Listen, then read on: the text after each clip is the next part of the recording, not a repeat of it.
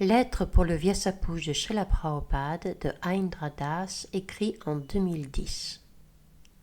Dans la tradition Vaishnave, le Vyasapuja désigne la cérémonie annuelle d'hommage offerte au maître spirituel, car il est considéré comme le représentant de Vyasadeva dans la succession disciplique. Hare Krishna, Krishna Krishna, Hare Hare, Hare Ram, Ram Ram, Hare Hare. On dit souvent, et Srila Prabhupada lui-même l'a cité, qu'un prédicateur est le moins apprécié dans sa propre ville natale. Je suppose que c'est simplement normal, donc nous ne devrions pas trop nous troubler si cela nous arrive. Quoi qu'il en soit, je remarque que la plupart des dévots présents semblent être des dévots assez récents, alors je ne sais pas trop dans quelle mesure vous allez pouvoir mettre immédiatement en pratique cette dissertation. Mais nous devons nous souvenir que le disciple d'aujourd'hui devient le gourou de demain, n'est-ce pas? Par conséquent, il est toujours bon d'être, disons, instruit et aussi mis en garde quant au véritable but de notre mission. J'ai donc écrit quelques mots ici pour essayer de consolider mes idées afin de ne pas parler encore et encore pendant 3 heures. À l'occasion de ce grand événement commémorant l'apparition de notre bien-aimé Srila Prabhupada, j'offre de nouveau mes hommages à l'assemblée estimée des dévots et je vous supplie humblement d'écouter encore une fois, avec bonté, attention et patience, quelques mots simples, véridiques et peut-être un peu épicés, sortis du cœur de l'insignifiant et misérable Indra Das. Certains peuvent penser que je suis un peu effronté, voire audacieux de dire ce que je dis.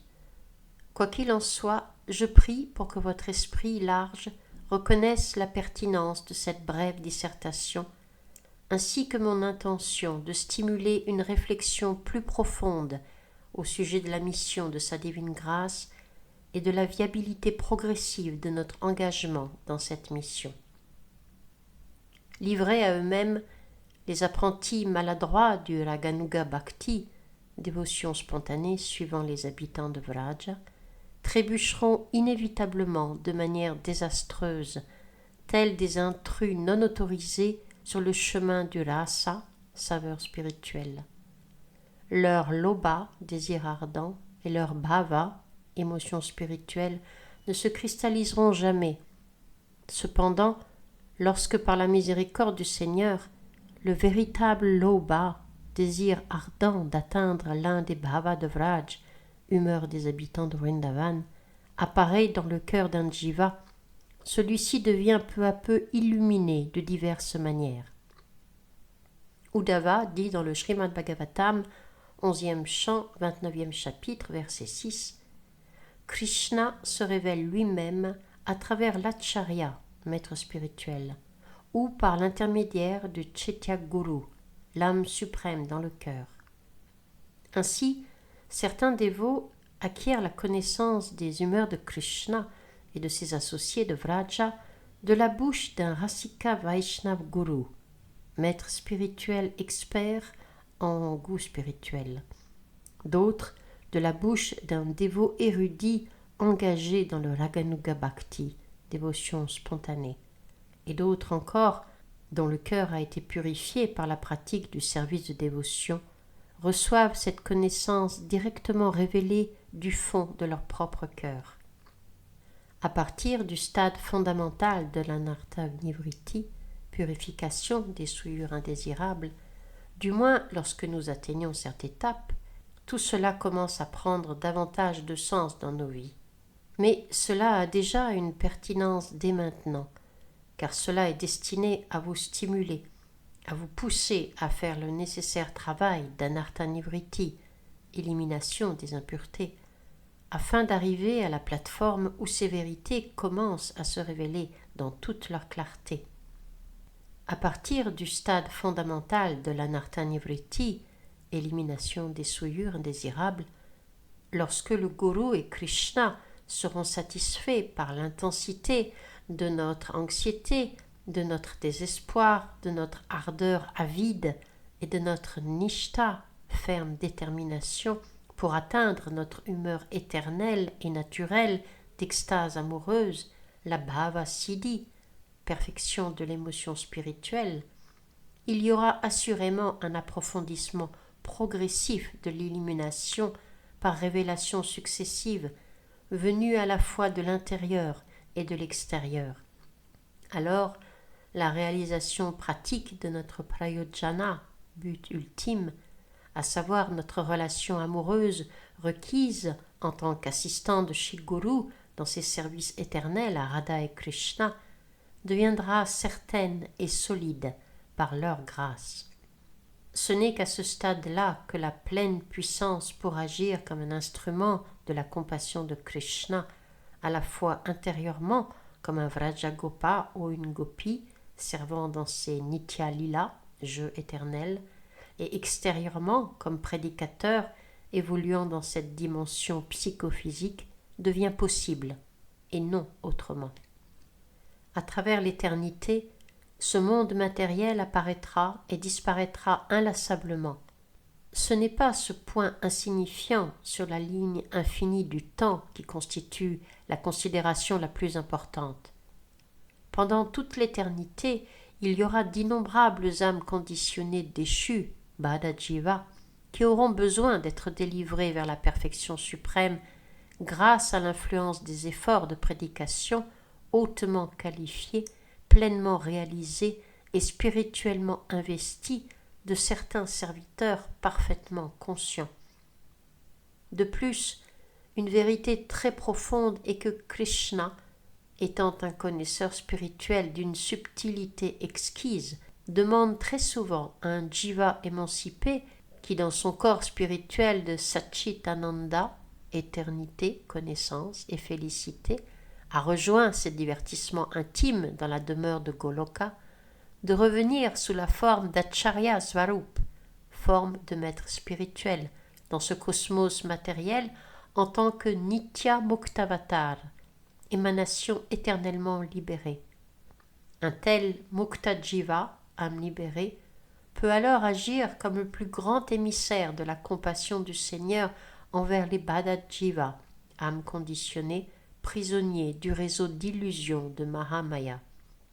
Ayant reçu la plénitude de la miséricorde de Krishna, seul un tel jiva libéré, pleinement illuminé en tant que Gopa ou Gopi, peut faire l'expérience la plus splendide d'une beauté incomparable, l'absorption la plus lumineuse dans le prema, amour divin pur, mise en relief par le sombre arrière-plan de son existence matérielle antérieure, marquée par l'oubli le plus total du Seigneur.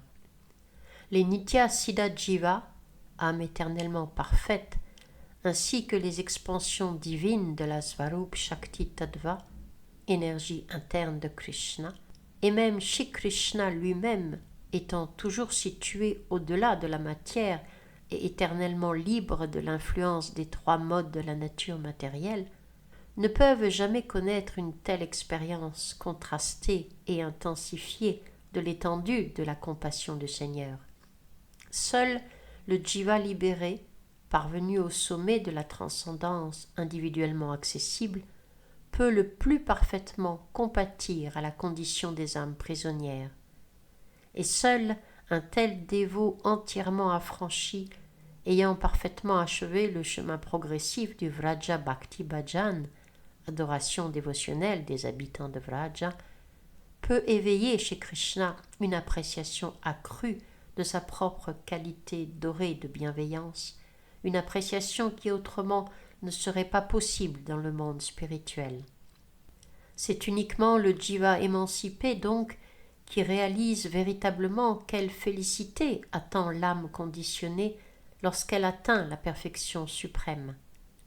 Ainsi, le jiva libéré est le plus apte à être l'instrument permettant de délivrer les âmes déchues vers leur but le plus élevé. Ayant pleinement actualisé son Satchitananda Siddha Deha, corps spirituel d'éternité, de connaissance et de félicité réalisée, le jiva libéré demeure à jamais au-delà de l'influence dégradante des modes de la nature matérielle.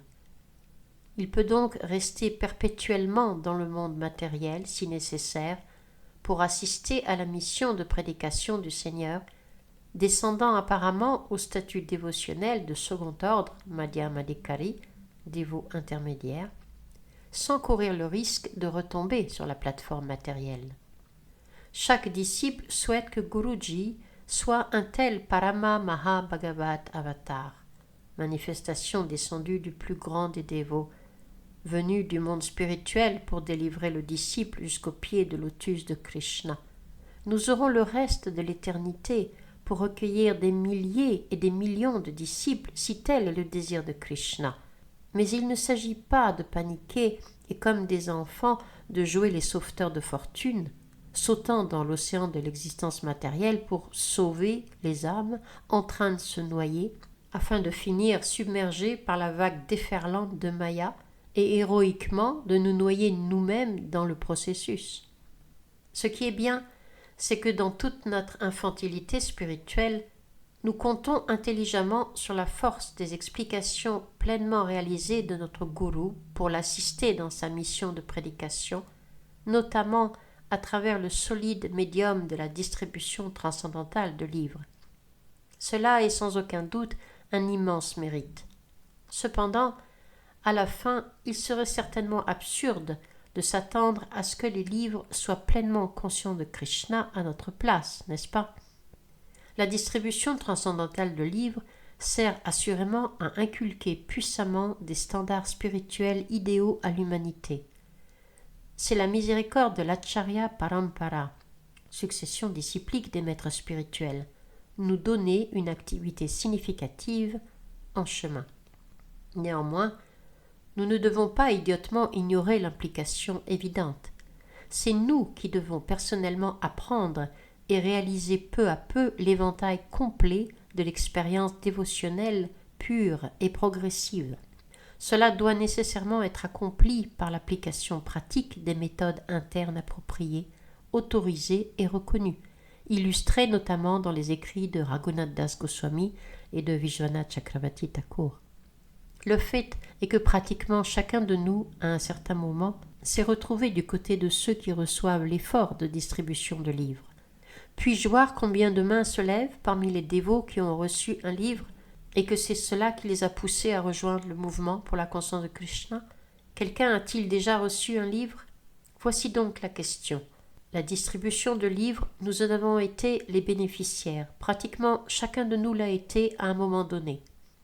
L'effort de distribution de livres signifie que les livres ont été distribués à quelqu'un et que nous avons été précisément ces quelques-uns à qui les livres ont été distribués. Pourquoi les livres nous ont-ils été distribués? L'idée est que ces livres nous ont été donnés pour nous inciter à atteindre le but suprême, réaliser notre relation éternelle avec Krishna dans l'un des Vraja Bhav, humeurs spirituelles des habitants de Vraja. Tant que nous n'atteignons pas réellement ce but, le but ultime de la distribution de livres qui a permis que nous recevions ces livres ne sera pas parfaitement accompli. Ainsi, nous devons parvenir à ce but pour que l'effort de distribution de livres soit un succès complet. Un distributeur de livres intelligent et réfléchi doit sincèrement considérer, comprendre, apprécier et en temps voulu appliquer ce principe dans sa vie pratique. Sinon, quel est le sens de toute cette affaire? Comment pouvons-nous juger notre distribution transcendantale de livres comme un succès complet si ceux qui reçoivent les livres ne deviennent pas pleinement absorbés dans la dégustation des Vrajabhav à la suite d'une attraction et d'un ardent désir, loba, pour eux, éveillés en assimilant profondément le message essentiel des Shastras, les Écritures? Ces quelques-uns, qui sont-ils? Eh bien, nous sommes ces quelques-uns. Travail maintenant, le samadhi, absorption spirituelle, viendra plus tard. C'est acceptable. Mais quel travail? Et combien de temps plus tard? Combien de temps doit durer ce plus tard avant que l'on puisse dire qu'il est suffisamment tard? Plus tard après combien de naissances encore que seul Dieu sait? La restauration de la qualité constitutionnelle suprême du Jiva, saturée de Vraja Prema, amour pur de Vraja, est marquée par la compassion para Dukha Dukhi souffrir en voyant la souffrance des autres envers autrui, telle que l'a possédée notre Srila Prabhupada en suivant les humeurs immaculées des Gopas et Gopis de Vrindavan, et l'atteinte de la pleine réalisation de soi au regard du plus haut potentiel du Jiva, ne sont en réalité qu'une seule et même chose. Le préma, amour pur, et la compassion sont essentiellement équivalents en ce sens que le préma s'exprime délibérément par l'effort de service destiné à favoriser le bonheur et à soulager la détresse de Krishna et de ses dévots, sans exclure les âmes déchues et les dévots potentiels de ce monde prison de la triple souffrance. En particulier dans les rasas supérieurs, dans les vraja rasas élevés, Shringar, amour conjugal, Vatsalya, amour parental, et certaines formes de Sakya, amitié, on peut remarquer un sentiment naturel, supramondain, de supériorité vis-à-vis de Krishna en tant qu'amant, fils ou ami. Dans ce cadre, le dévot manifeste légitimement le Daya Bhav, humeur de miséricorde, en conséquence du Karuna, compassion, ressenti envers le Seigneur. De tels phénomènes se produisent en réponse à des udipana, stimuli appropriés, en raison de la nature énivrante de rati, l'émotion d'attachement spirituel, intensifiée pour le vishai alambana, objet d'affection, laquelle voile naturellement la conscience d'un raga bhakta, dévot mu par l'amour spontané de l'omnipotence de Radha Krishna. Cela n'a rien de très étonnant. Puisque les manifestations suprêmes du prema, amour pur, au stade de sneha, tendresse, mana, jalousie ou humeur d'offense affectueuse, raga, attachement passionné, anuraga, attachement toujours renouvelé, bhava, émotion spirituelle, et mahabhava, extase suprême, sont inaccessibles dans le corps matériel actuel, sadhaka-deha, corps du pratiquant. Il ne s'agit pas d'un sujet à prendre à la légère. Il faut progressivement cultiver intérieurement les humeurs de Vraja, car sans cette pratique, on ne peut espérer manifester le corps spirituel éternel approprié, Siddhadeha, absolument nécessaire pour l'expression maximale du prema. En réalité, la plus haute compassion, premika, issue de l'amour pur, qu'un jiva puisse manifester, ne peut être obtenue qu'en la compagnie de l'entourage éternel de Krishna, après avoir rejoint ses lilas manifestées sur cette terre. Lorsque ce degré de préma déborde au point d'inonder avec compassion les vies en décomposition des tristes habitants de ce monde prison de souffrance, alors seulement une prédication suprême et investie de puissance peut être accomplie par quiconque. Ainsi, il conviendrait à tout prédicateur aspirant à réaliser son plus haut potentiel de prédication de tendre vers ce but, même si cela exige dans cette vie une consécration intense et volontaire de temps et d'énergie à un antaranga bhajan, culte intérieur et intime, orienté vers cet objectif à long terme.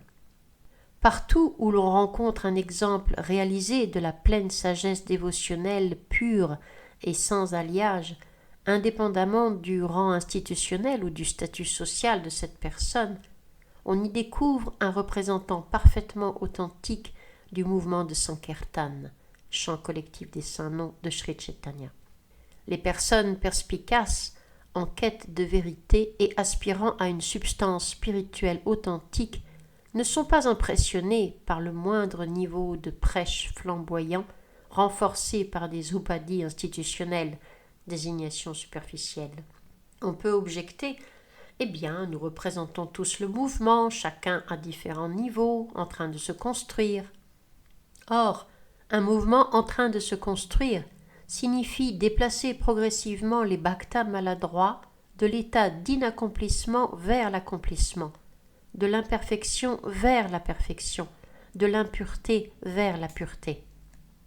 L'idée est que le mouvement ressemble à un hôpital qui amène peu à peu chaque patient vers l'idéal de la santé spirituelle pure, et non que l'on doive s'attendre idéalement à ce que tous les patients de l'hôpital soit déjà parfaitement sain et pur, c'est juste.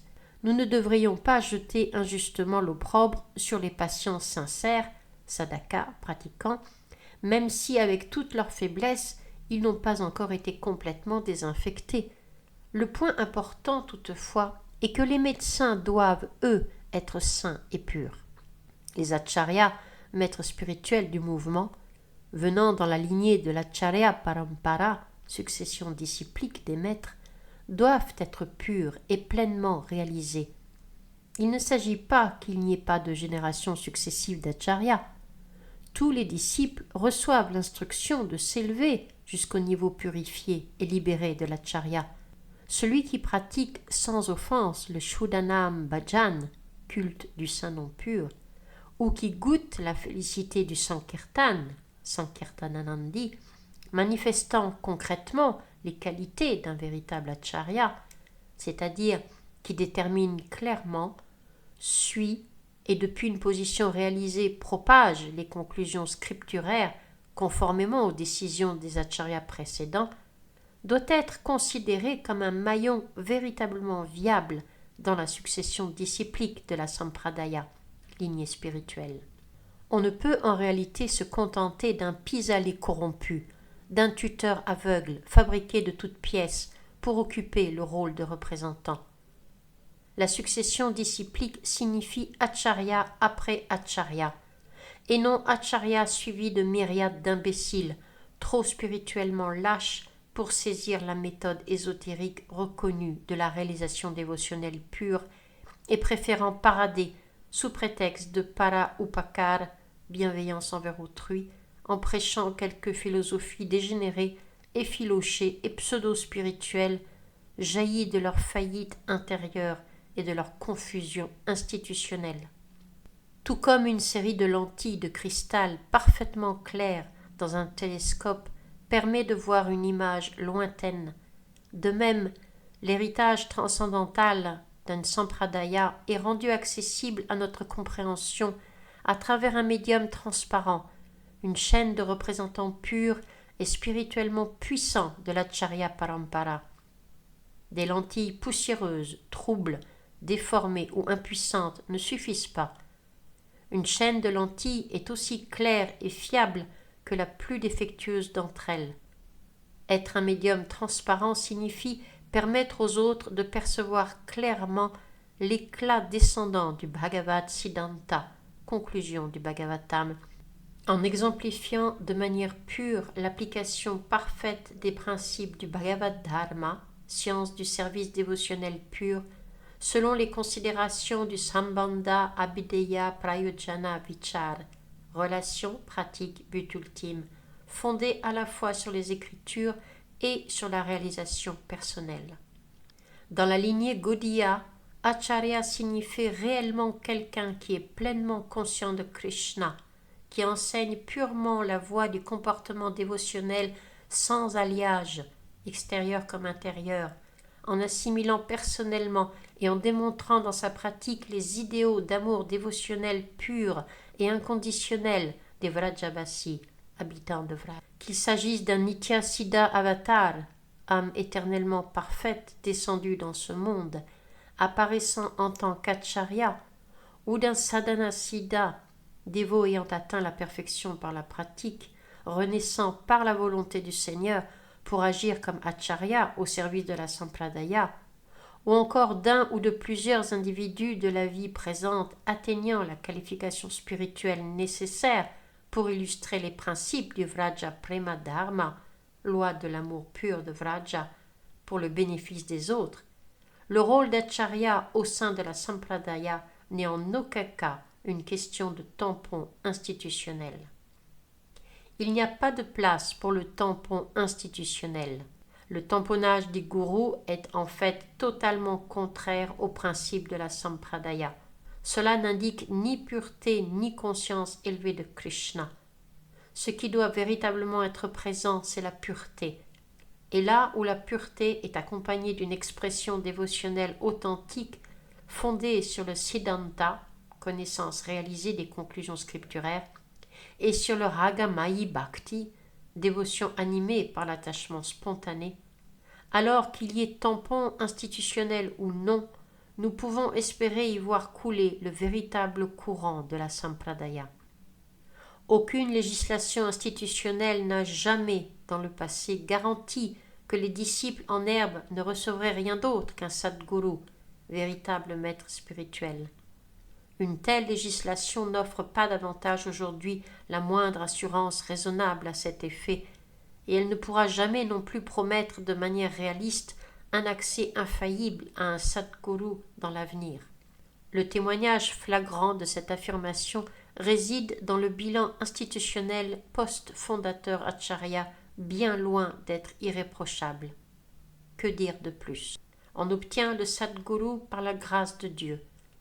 Après avoir accumulé le Sukriti, mérite spirituel, approprié au fil de nombreuses vies, grâce à des contacts involontaires avec les agents de la bhakti, dévotion, un jiva fortuné s'incline vers le service de l'absolu.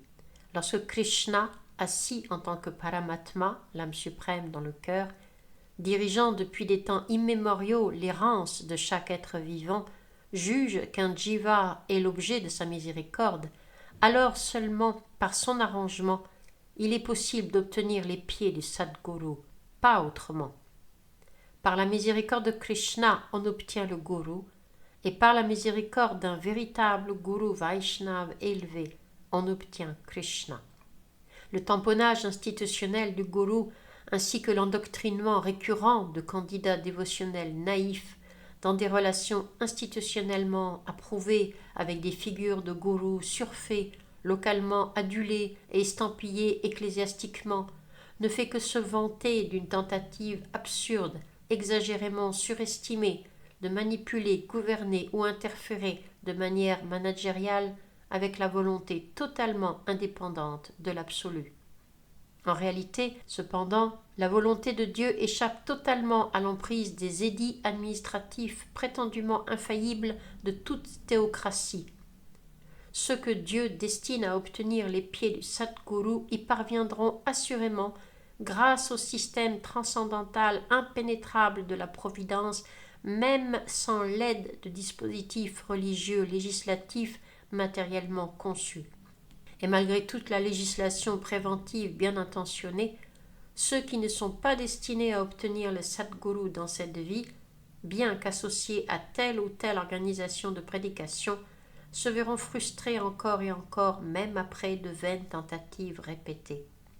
Il y a de nombreux précédents en ce sens.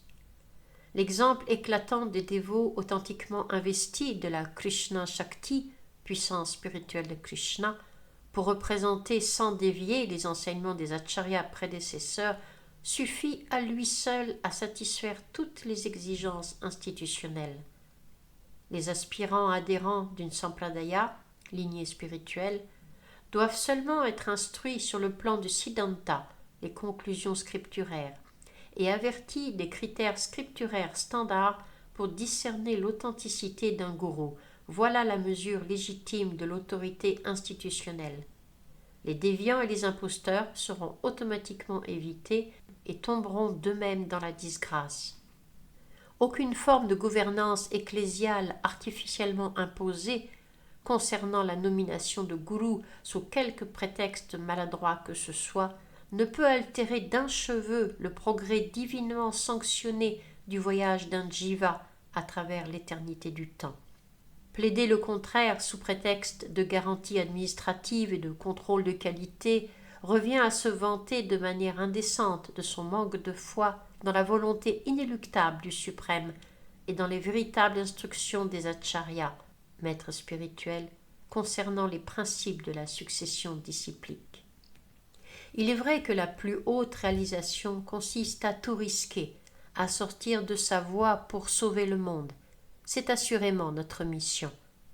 Néanmoins, encore plus haut que cela, en fin de compte, la réalisation suprême, la mission la plus profonde est de se sauver soi-même. Commence par te rendre spirituellement apte. Médecin, guéris-toi toi-même. Chante et danse d'abord en extase comme un fou, puis occupe-toi de sauver le reste du monde. Plus haut que de devenir gourou, il y a le fait de devenir un disciple accompli, pleinement réalisé, et cela n'implique en rien que l'on doive pompeusement se poser en roi nu, cherchant à impressionner les petits néophytes parce que l'on aurait superficiellement grappillé en alignant des lettres lues dans des piles de livres. Nulle part il n'est mentionné dans aucun shastra, écriture, que des néophytes ou des dévots intermédiaires atteignent le préma, amour divin pur, en initiant des centaines ou des milliers de disciples. En réalité, il est préférable de ne pas accepter de disciples du tout. Je le répète, c'est l'instruction de Srila Prabhupada dans un commentaire du Chaitanya Charitamrita. Il est réellement préférable de ne pas accepter de disciples du tout. Bien mieux vaut que nous nous efforcions humblement de chanter le Shuddhanam, saint nom pur, en pratiquant avec sérieux le Yoga Dharma, devoir spirituel de cet âge, du Nama Sankirtan, chant collectif du Saint-Nom, dans le but d'atteindre la perfection ultime du Ragam Hai Bhakti, dévotion animée par l'attachement spontané au pied de Shri Guru. Alors seulement nous pourrons espérer devenir de véritables instruments investis de pouvoir dans les mains des acharyas prédécesseurs. Nous devons toujours nous rappeler que ce n'est pas l'autorité qui constitue la vérité, mais bien la vérité qui constitue l'autorité. Voilà la véritable Guru Parampara, succession disciplique. Les affaires diplomatiques tendent à détruire la culture brahmanique.